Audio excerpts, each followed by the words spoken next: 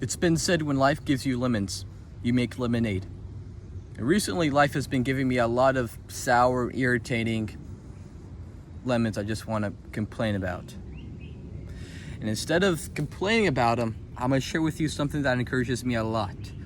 And that is how Paul reacted in Acts 21 when he was going to Jerusalem. Because that was his plan for a long time, was to go to Jerusalem and be with his buddies again. And a prophet came and told him that if he goes to Jerusalem, very bad things would happen to him. Now, all of Paul's companions urged him not to go.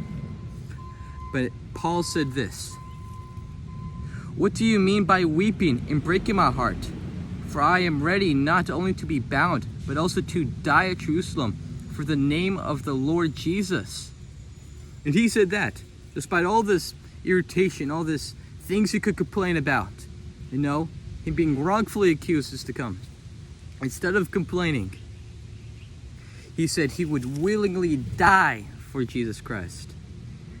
And I think that's beautiful and amazing. I mean, here's this guy who went from a terrorist to preaching the word, and now is about to be persecuted furthermore for sharing the word. Just seeing his motivation to spreading the word, to living out the full life that Christ has planned for him, really does boost my energy, make me really happy. And on top of that, I also kind of want to point out Matthew 16:18, I think it is, where Jesus is saying to Peter, I'm pretty sure, that upon this rock I will build my church, and the gates of Hades will not be able to overcome it. And I remember that a gate is a defensive structure. Now, why would hell need to be defensive if it did not have something to fear? But hell does have something to be afraid of, and that is Jesus. That is God. That is this entire offensive Jesus made when he made his church.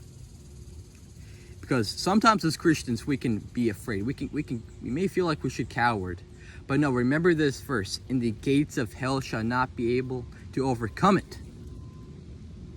We're on the offensive, and an offensive force is always the strongest. So remember that we're not on the defensive. We ain't hiding. No, we're taking the fight, and the battle is already won. That's the beautiful thing. The battle is already won, and Satan knows that. So who are we to be afraid? Who are we to coward?